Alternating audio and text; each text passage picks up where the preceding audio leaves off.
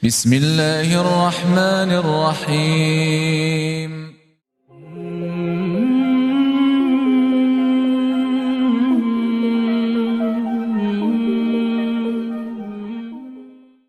Akhirnya dia menentang perintah Allah Subhanahu wa taala, kemudian menghasut Adam dan Hawa.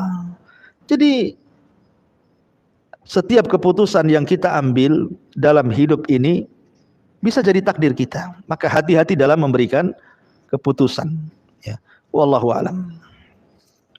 Taib, Ustadz, apakah seseorang wanita bisa mendapatkan pahala salat syuruk? Bisa.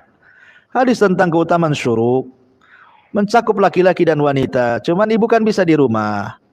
Habis subuh, ibu nggak usah beranjak dari tempat. Salat ibu, ngaji, zikir, nunggu sampai jam 6. Ketika matahari meninggi 1 tombak, ibu salat 2 rakaat. Maka pahalanya sama dengan haji dan umrah secara sempurna. Kalau laki-laki di masjid. Jika takdir sudah ditentukan dalam catatan, apakah cara menuju takdir itu Allah tentukan juga atau tergantung dari usaha dan kehendak manusia tersebut? Pertama, kita tidak tahu takdir kita apa. Tetapi Rasul mengatakan i'du, berarti di sini disuruh kita usaha, Bu. Usaha. Maka barang siapa yang suka memberi, kemudian bertakwa, kemudian membenarkan, sorga usahanya sudah mudah. Dia mudah sholat, mudah amal soleh, mudah puasa, mudah zakat, Allah mudahkan lagi. Tapi kalau orang itu sudah sulit sholat, sulit puasa, malas haji, malas zakat, malah maksiat, maka Allah persulit lagi dia untuk beribadah. Dan kita bisa rasakan kan, Bu? Coba lagi nih logikanya, Bu, ya. Ibu ibadah, coba dari sekarang baca Quran, pagi, siang, sore baca Quran, malam tahajud, pagi duha, kemudian suka datang ke majelis ta'lim. Itu semangat ibadah itu setiap hari akan meningkat, Bu. Karena iman itu bertambah dan berkurang. Iman itu bertambah dan berkurang. Tapi ketika ibu kemudian tidak istiqomah dalam ibadah, tiba-tiba kemudian bermaksiat kepada Allah Azza wa Jalla, maka untuk mengawali ibadah itu terasa malas, walaupun sudah bertobat. Maunya maksiat terus, kenapa? Didorong-dorong setan, kok maksiat saja, nggak usah kok ibadah. Akhirnya ketika dia mengikuti hawa nafsunya bermaksiat terus, boleh jadi diakhiri dengan maksiatnya. Tapi orang yang terus istiqomah, berusaha istiqomah, maka diakhiri dengan ibadah. Ya, jadi sekali lagi bahwa digantungkan atas usaha kita. Usaha kita mendekatkan diri kepada Allah Azza wa Jal dan tidak menyandarkan kepada takdir Allah Subhanahu wa taala, karena kita tidak tahu takdir kita itu apa masalahnya. Ya. Taib.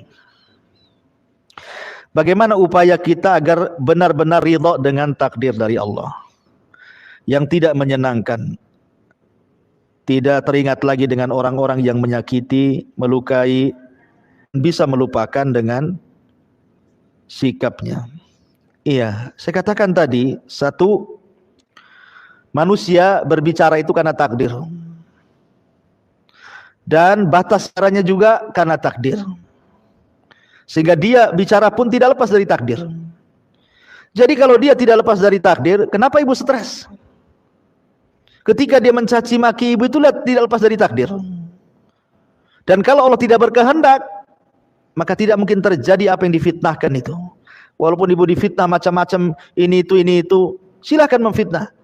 Kalau memang takdirnya tidak seperti itu, tidak akan terjadi kecelakaan. Yang kedua, supaya mudah hilangkan dan tidak mengingat, selain daripada yakin dengan takdir Allah Subhanahu wa taala, bahwa sebelum orang itu mengucapkan sesuatu kepada kita, Allah sudah mencatat di Lauhil Mahfuz sebelum Allah menciptakan langit dan bumi.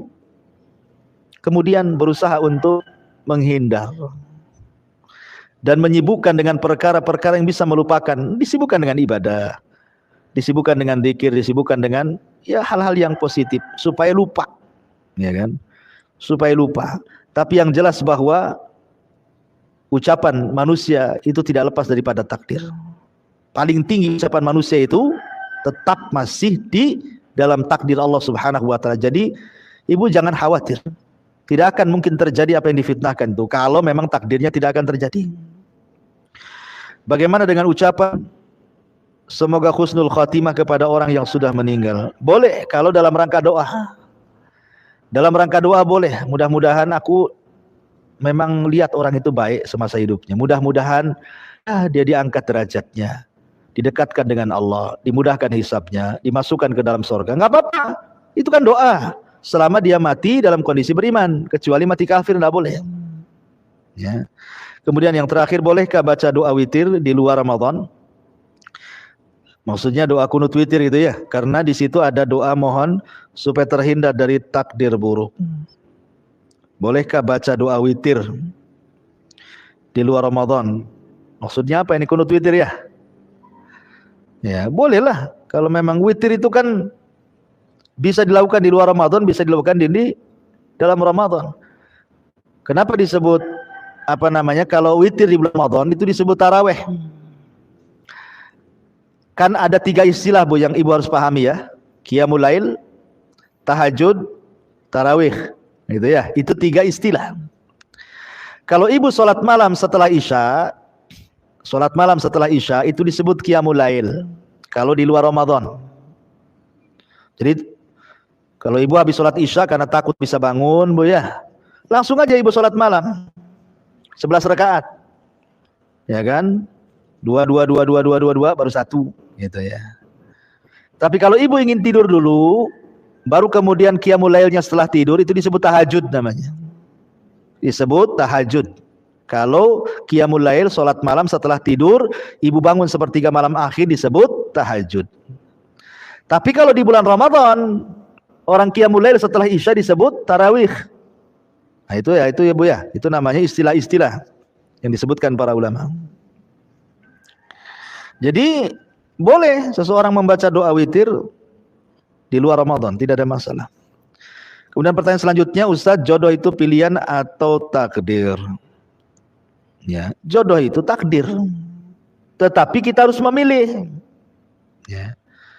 Jangan kemudian kita menyandarkan kepada takdir, di rumah saja nunggu datang ada orang melamar. Sampai kiamat nggak ada yang orang melamar.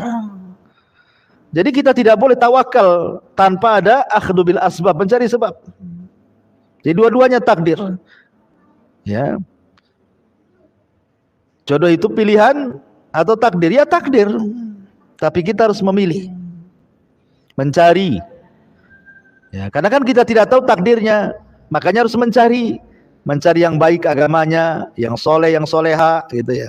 Mudah-mudahan dia takdir kita. Bukan pilihan, semua takdir kan, jodoh, mati, rizki itu semua sudah ditakdirkan Allah Subhanahu wa taala. Wallahu a'lam bishawab, ini yang disampaikan. Insyaallah kita lanjutkan dengan kesempatan. Mudah-mudahan ada manfaatnya. Subhanaka bihamdika, asyhadu an la ilaha illa anta astaghfiruka wa atubu ilaik. Allah taala. Assalamualaikum warahmatullahi wabarakatuh.